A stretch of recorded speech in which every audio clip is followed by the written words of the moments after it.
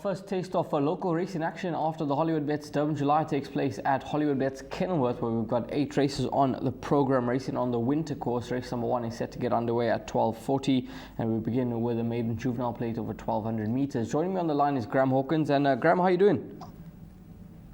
All good, thank you, Rahil. We've all recovered from the Hollywoodbets Durbanville July, so looking forward to the week ahead, and hopefully racing does go ahead at Hollywoodbets Kenilworth this Tuesday. As everybody knows, we record on a Monday morning. I was chatting earlier this morning to track manager Dean Diedrichs. He did report that 22 millimeters of rain fell through Sunday evening into early Monday morning, and that the track was very wet. So it's not a sure bet that this race meeting will go ahead, but they're going to give it every chance. The positive is that the forecast suggests that no further rain is expected, and that the race meeting, if it goes ahead on Tuesday, will be under some sun. So let's hope it all pans out and that we get this race meeting at Hollywoodbets Kenilworth underway. Race number 1 starts off the bipod, 1,200 meters. Number 3, Marcus Aurelius, is your favorite at 28-10. Day in, day out, number 12 at 4-1. Number 8, Rockin' and Rollin', the well-bred son of Witten Bassett, is trading at 9-2. 5-1, about 11, Black Eagle, it's 7-1, and Better Baldos. Graham, leg number 1 of the bipod, how many horses do you think need to be included? I think you need to consider a few in the opening leg of the bipod. There's not much to choose on form between Marcus Aurelius, number 3, and number 12, day in, day out. In fact, day in, day out finished marginally in front of number 3, Marcus Aurelius. It's strange that Marcus Aurelius tops the betting boards. I'd be in the camp of number 12, day in, day out. He ran a positive race, first up as a gelding over 1,000 meters. He's bred to appreciate the extra furlong he gets here. So for me, it's 12 day in, day out ahead of number 3, Marcus Aurelius. But you can't ignore the fact that number 8, Rockin' Rolling, the very well-bred son of Witten Bassett that you refer to, he wasn't too far behind on debut. He's bred to appreciate a little bit further, but with the benefit of that run under the belt, he could take a massive step forward. So in the first leg of the bipod, I would certainly include all of numbers 3, 8, and 12. Obviously, whatever the case is, the track is going to be very much on the heavy side, and which of these 2-year-olds is going to adapt to the conditions best could determine the outcome. But I'm in the camp of number 12, day in, day out. I think there's a bit of value to be had. Gavin Larena teaming up with Vaughan Marshall. He's done enough to suggest that he could take this race ahead of number 3, Marcus Aurelius, but it's not going to be easy. I think it's very competitive, and it all hinges on whether number 8, Rockin' Rollin', has improved significantly from his debut. Of course, number 11, Black Eagle, is not chanceless. He ran a better race second up, and we'll have to see how that form line works out. Yep, so that is race number 1. A few horses need to be included. Race number 2, next up, start off the place accumulator, maiden plate, 1,200 meters, fillies and mares. Favorite number 4, Wishlist at 13-10, 28-10, number 10, Queen Regent, number 1, Precocious at 5-1, it's then 14-1, and Better Baldos. Now, number 4, Wishlist, produced a cracking effort on debut, went third behind Paralegal, who as the first timer she had to give 2.5 kgs to, so certainly wasn't an easy task, and she was far from disgraced. Graham, with that run under the belt, there's no doubt that this filly's looking for further, but she certainly sets the standard on that debut effort. No question about that, Rahil. Justin Snaith holds all the aces here with number 4, Wishlist, and number 10, Queen Regent. Obviously, JP van der Merwe has to ride for the boards out for the boards team, and he's on number 10, Queen Regent. Richard Faree takes a ride on number 4, Wishlist. Both of them have encouraging form. That run third behind Claire de Lune by Queen Regent was not a bad effort, but I'm in the camp of number 4, Wishlist. I think the 2 Snaith runners should fight out the finish of race 2, and I think we can take our chances in both the bipod and the place accumulator. Banker number 4, Wishlist. Obviously, if you're looking for cover, then the stable companion number 10, Queen Regent, fits that bill. There's not much form to go around. There are a number of first timers. The comments suggest that they're not well fancied. 1, Precocious, does have the potential to improve this Daughter of Ideal World, but I do think that Justin Snaith holds pocket aces and 10 Regent, with 4 Wishlist being the preferred choice. I think a horse like number 6 Starwell, I see this filly finished off a race very nicely on debut in a time of 23.5. Maybe that could be one for trifectas and quartets with the step up in trip likely to suit her. Now going 200 meters more, and she's at around 20 to 1 in the market. But 4 and 10, 2 horses to play around here in race number 2. Next up is race number 3, and the third race will be the start of the pick 6. 1350 is the off time, 1100 meters a trip. It is an A stakes, and here your favorite is number 3 Dumbledore, number 5 Kai Boy 5 to 2, number 4 Mo Capitano at 33 to 10, number 1 Dean Street is a 4 to 1 shot, and then you can get 8 to 1 and better about the balance. Graham, race number 3, what's your thoughts? This is a very interesting race. It's a very competitive A stakes over 1100 meters, and there are a number with chances, of course. 1 Dean Street revels in these sort of conditions, bounced back to winning form last time out, has the services of Craig Zaki. Gem King, ignore his last run over 1600 meters. His previous form over 1200 meters was superb. Dumbledore is holding form well and is probably just my first choice in a competitive race with the services of Richard Faree once again. He found a bit of traffic problems last time out, but for which he might well have finished closer. Obviously, the step back to 1100 meters is not necessarily in number 3 Dumbledore's favour. He's certainly better over the slightly longer trip of 1200 meters, but with the track being on the heavy side, it could suit him down to the ground. Mer Capitano, we haven't seen since March. And obviously the work programs have been interrupted as a result of the very heavy recent rains in the Western Cape. So his fitness, number 4, Mer Capitano, has got to be taken on trust. 5, Kai Boy, wherever Dumbledore runs, Kai Boy should be there and thereabouts. And he's ready to win again, is number 5, Kai Boy. So he's certainly one of the leading lights in the field. It's a small lineup of only 8 runners, but it doesn't make it necessarily any easier. As far as the bipot and the place accumulators are concerned, I would go with numbers 3 Dumbledore and 5 Kai Boy. Those would be my top 2 choices. But from a pick 6 perspective, you know, all of numbers 1 Dean Street, 2 Gem King, 4 Mer Capitano, they need to be considered because they certainly wouldn't be winning out of turn. Yeah, seems to be a trappy start to the pick 6 race number 3, competitive race of 1100 meters. Race number 4 next up, Open Maiden, 1700 meters is the distance. It is a start of Jackpot 1, 25 past 2 is the off time. Number 5 Red State is your 16 to 10 favorite. Number 8 Rare Earth at 18 to 10.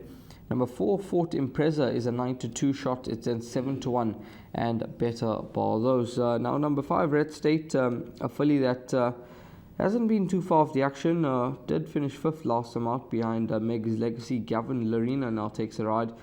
And then number 8, Rare Earth, shows some very good improvement last time out in the soft conditions, which she could have certainly enjoyed, going 5th behind Ocotillo. Graham, a race that's certainly not going to take a lot of winning. This is, let's call a spade a spade. This is a very, very limited Open Maiden over 1700 meters. The average merit rating is 59.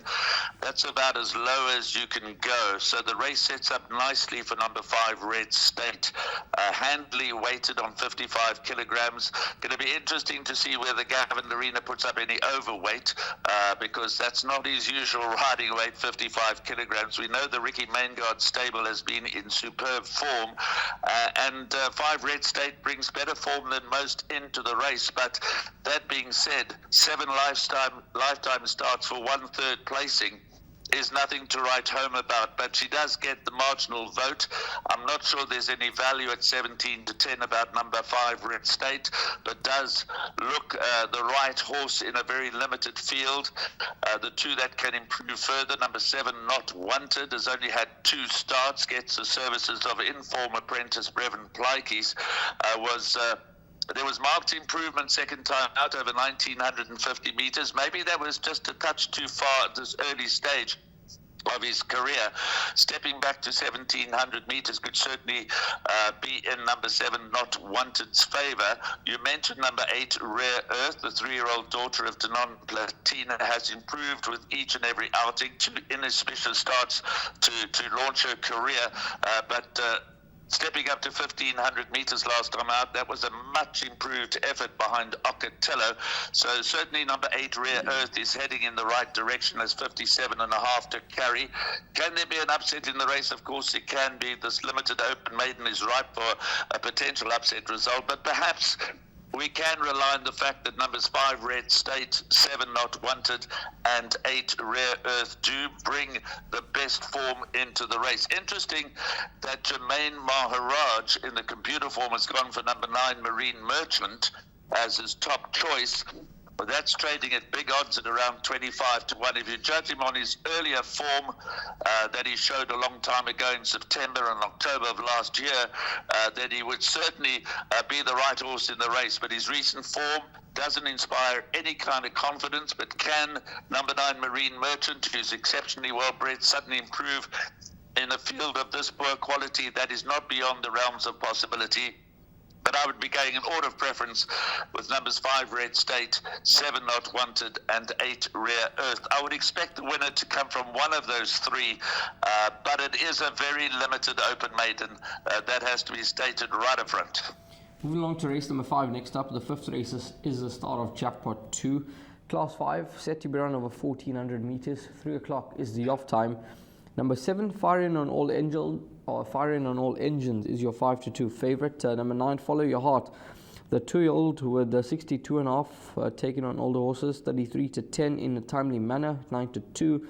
Miller Strength, 7 to 1. Augusta Blue at 8 to 1, along with Ozark. And then it is double figure odds about the balance. Graham, race number 5. How many horses here for you? Well, it's another very interesting race. 2-year-olds have been doing okay in these Class 5 handicaps. That being said, numbers 9, Follow Your Heart, and 10, In a Timely Manner, have got 62.5 and 61.5 respectively to shoulder. So how they're going to go here, they likely raced Follow Your Heart, of course, 1/3 up in a timely manner, perhaps an unexpected winner on debut. Both numbers 9 Follow Your Heart and 10 in a timely manner. They step up from 1,200 meters to 1,400 meters. So they go around the bend for the first time. They may still be a little inexperienced, and that could pave the way for number 7 Firing on All Engines, who was very courageous when he won over 1,200 meters last time out. He was solidly backed on that occasion from 3 to 1 into 18 to 10. Gavin Lorena sticks with the ride. Yes, he's got 63 to shoulder, but I do believe that Firing on All Engines is even better over 1,400 meters than he is over 1,200 meters. He's a hard-knocking 4-year-old with a couple of wins under the belt, taking on 2 inexperienced juveniles. So I wouldn't be surprised to see number 7 Firing on All Engines going back to back, but you certainly have to include all of numbers 7 Firing on All Engines, 9 Follow Your Heart, and 10 In a Timely Manner into your play. There are 2 potential upset results. Possibly number 4, Ozark, showed signs of coming back to his best form last time out. He is a 3-time winner. He's only got 59.5 to shoulder. His rating has plummeted again to 65. His last winning mark way back in November of 2024 was a 63. So he's getting very much closer to the mark of that he won off his last win was recorded. So he's handicapped with a chance, there's no doubt about that, number 4, Ozark, and he's probably at his very best over this sort of a trip. And then number 11, Miller Strength. He's only a 1-time winner, but he's seldom far off the action. He does have the worst of the draw to overcome, but I wouldn't be surprised to see number 11, Miller Strength, win in this kind of Class 5 race. But my top choice, Rahil, I'd give the benefit of the doubt to the older horse, number 7, Firing on All Engines. He's in good form. He's got to give only a half a kilogram to Follow Your Heart and 1.5 kilos to In a Timely Manner. And their inexperience and the fact that they're going around the bend for the first time, that could just play into the hands of number 7 Firing on All Engines, who's certainly a lot more experienced. And the conditions, as we say over and over again, are going to be tough. It's going to be tough for these 2-year-olds, but I do think that both of them have bright futures and are well above the average. So they could well be equal to the task. That's race number 5. Move along to race number 6 next up, and this is certainly a wide open contest according to the market. 15:35 the off time, class 4 fillies and mares, 1400 meters. Number 11 La Divina, number 10 Onisan, number 1 Golden Angel, all at 5-1 in the market. Number 13 Rahaba at 7-1. Number 2 Ocotillo is an 8-1 shot, and then you can get double figure odds about the balance. Graham, race number 6, do you think it's a race where the guys can go a bit short, or you need to go for cover here? No, this is, without question, in my view, the toughest race on the card. This class 4 fillies and mares over 1,400 metres. You've got to go very wide in whatever exotic bets you're playing. It is the final leg of the bipot.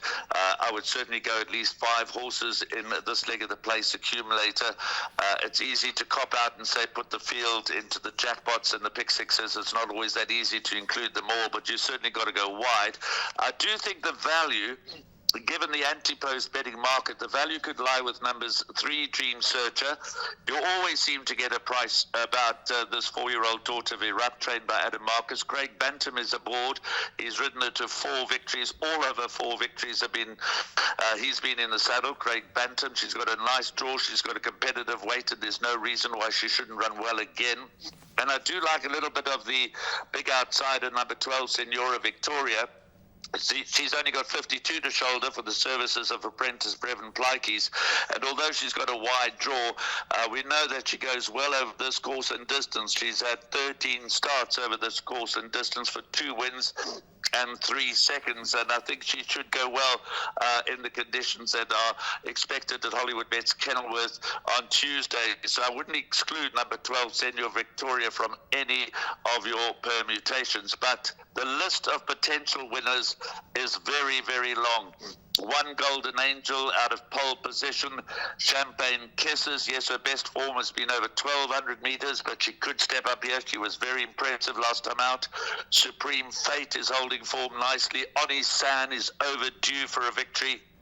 11 La Divina, if she gets out from that wide gate into the lead and is able to dictate the gallop, then she'll be hard to peg back. And 13 Rahaba, her last run was very encouraging. Once again, she has a poor draw to overcome. Last time out she had the worst of the draw to overcome. This time out she's one off the outside, but Grant van Niekerk, who rode it then, will probably opt for the same sort of tactics and take number 13 Rahaba off to the front. It's going to be an interesting race because I think La Divina and Rahaba will go forward. Dream Searcher will probably, from a neat draw, be in a very handy position. Onisan shouldn't be too far off them in the early stages. Senora Victoria is likely to be amongst the second half of the field and running on strongly. I can't be of much help in this race. I've got all of numbers 1, 3, 10, 11, 12, and 13 in my place accumulator. But I do think if you want to Dutch, take a chance and have an interest in the race, and there's no rule that says you can't back 2 horses in a race. And at the current odds, I would have an each-way play on number 3, Dream Searcher, and an each-way play on number 12, Senora Victoria. But it's a very, very tough race. Yeah, number 12, a 25-1 shot here. Could be some nice value, especially with Brevin Plykies riding at the top of his game, and then Dream Search at around 12-1. Race number 7, penultimate race on the program. This is set to be run over 1,100 meters. It is a D stakes, 4:15 is the off time for the 7th race. Favorite number 4, Lover's Lane, 28-10 into 5-2. 4-1 about number 10, Gravity. 5-1 Champagne Mac. Tambourine Man at 11-2. Yet 6-1 Went on the Green, and then 14-1 and better about the balance. Graham, race number 7, Lover's Lane, consistency, can he be rewarded tomorrow? I think so, Rahil. Again, this is a very, very weak race. It's a D stakes, 1,100 meters. The average merit rating is 60. Last time out, Lover's Lane was beaten a short head by Firing on All Engines. The average merit rating on that occasion was 64, so slightly weaker this time for the 5-year-old son of Crusade. But he's been knocking very loudly at the door, placed in his last 2 starts. Gavin Lorena takes a ride. He was aboard Lover's Lane in its penultimate start, went 3rd behind Avignon, so he knows the horse pretty well, and Lover's Lane deserves to record his 3rd career victory. I think the principal danger will be number 10, Gravity, comes out of the same form line. And obviously this form line might well be franked earlier in the day when firing on all engines runs in one of the earlier races. Champagne Mac is always a threat. He's not always consistent, but he's always a threat. Black Path has done enough recently to suggest could get into the quartet play. I think he's better down the straight, or she's better down the straight. Her last run was around the turn in heavy ground, showed some early pace and then faded away behind Diamond Bomber, but could be more effective back over this 1100-meter straight course because Black Path in a penultimate start was a very close third behind Over the Atlantic in a similarly weak contest. Adam Marcus has got True Horizon and Tambourine Man. Tambourine Man, last run too bad to be true when judged on its previous form, certainly has a bright chance of getting into the mix. But I would think you can't go wide everywhere. There's some tough races on the card. There's some very low-grade races on the card. Perhaps we take our chances with numbers 4 Lovers Lane and 10 Gravity, and hope that form line holds up, the form line behind Firing on All Engines, and that the winner emerges from one of these two, numbers 4 Lovers Lane and 10 Gravity. Race number 8, final race on the program. 1650 is the off time. It is a class 4 for fillies and mares over the 1,000 meter trip. Number 6, Peace of Mind, is your favorite. Narrow favorite at 33 to 10. Number 3, the Charleston, 5 to 1 into 7, 5 to 1 into 7 to 2. 7, Inside Voice, is a 5 to 1 shot. Number 9, Lahasa at 6 to 1, along with Poetic Princess. Number 2, Golden Tatiana, is trading at 7 to 1. It's in 12 to 1 and Better Ball. Those Graham, I've been keeping a very close eye on this filly from the Glen Cotton Yard, Golden Tatiana. She's running some competitive events, and now that her rating is on the right mark. I mean, if we remember when she was a 2-year-old, she showed lots of promise, and she even ran second in the Godolphin Barb. So if she puts her best foot forward, I wouldn't be surprised to see her get close to victory, even though it's been 702 days between drinks. Tatiana, we were very strong with her last time out when she raced it behind Pigeon over 1,000 meters. If you go and watch the replay of that run, unfortunately she made a complete hash of the start. Her strong point is the fact that she's a galloper. She gets out of the gates quickly. She goes to the front. She's at her best over 1,000 meters. We thought she'd go well last time out, carrying a nice low weight. But she blew the start. She jumped awkwardly, was never in the race. So forget about that run. She comes into the race here with a strong each-way chance. Craig Zaki takes over in the saddle. He's ridden her once before and was fourth. Oh no, that was 3 runs back behind the US surveyor, who's subsequently come out to win very well again. So Golden Tatiana, very much alive, Rahil, very much alive. I would expect her not to blow the start again and get away on terms and lead them a merry dance in the early stages. But number 6, Peace of Mind, is equally quick out of the gates, was touched off in that same race by Pink Pigeon in the very last stride last time out, over the track and trip. She deals with the conditions quite nicely. Gavin Lorena has ridden in the last 3 starts, so he's aboard again. The Gavin Lorena, Harold Crawford, Michelle Ricks combination, they've been in super form. They've teamed up for 6 wins from only 16 attempts, so that strike rate is very high. Gavin Lorena's strike rate for the Crawford Ricks stable is very, very high. And I would think that number 6, Peace of Mind, is probably the one they all have to beat here. Chances, obviously, to number 3, the Charleston. Again, she's not the most genuine, she's not the most consistent, but she does seem to revel in the softer conditions. I don't think she's the soundest filly around, and she caught the eye when 3rd behind Pink Pigeon last time out. But on the evidence of that form, it is reasonable to assume that she should be safely held by number 6, Peace of Mind. Difficult to know what to make of the 2-year-old, number 7, Inside Voice. It took 3 runs to win her maiden. Has got a nice galloping weight of 53.5. Sean Veal is in the form of his life. Hollywood Racing, trained by Vaughan Marshall. She could be anything, although one has to say that Demoria hasn't really come out to frank that form in a solid way. Lhasa shows terrific speed and could get into the action, but for me, it's all about number 6, Peace of Mind, 7, Inside Voice, and 2, Golden Tatiana. Those would be my top 3 choices. Obvious respect for Candice Bass Robinson's pair, number 3, the Charleston, and number 9, Lasser. But perhaps I think Peace of Mind might just be too strong. I expect Golden Tatiana to get away on terms, to lead in the early part of the race, but in the heavy conditions, maybe Peace of Mind will have more to offer over the final 200 meters and peg her back. And as I say, it's difficult to know what to expect of the lightly raced 2-year-old number 7 Inside Voice. She's certainly progressive, but she's going to find this a lot tougher.